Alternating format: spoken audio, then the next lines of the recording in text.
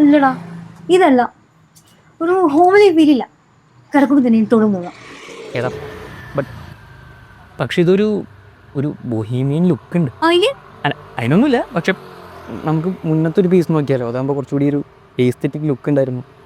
മുന്നത്തെ എന്റെ baby doll dress ഒരു മാച്ച് ആവില്ലേ Shambhu? People are coming to see me.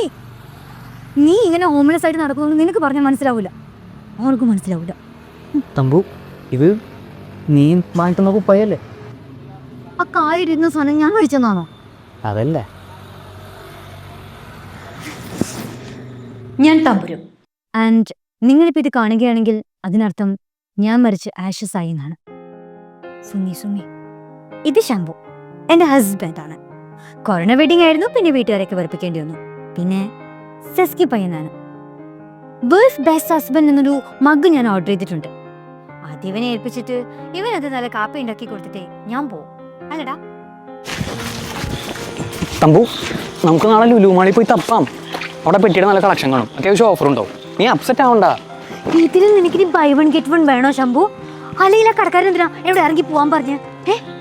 എന്നെ കോടതി പോലും ഒന്നും ചെയ്യില്ല. അപ്പോഴാണ് എന്നിട്ട് അവന്റെ പെട്ടി കടയുണ്ടല്ലോ, അത് ഞാൻ പൊട്ടിക്കും. ഇടി, തെറ്റ് 159% അയാളുടെ ഭാഗത്താണ്.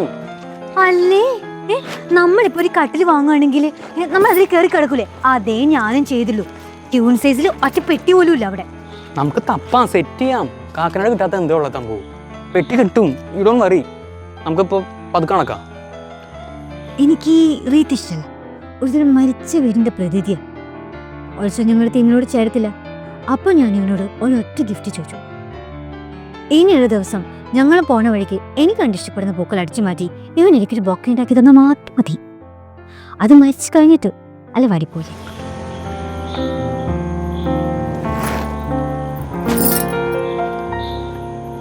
ഇനിയൊരു 7 ദിവസം കൂടി മേ ബി.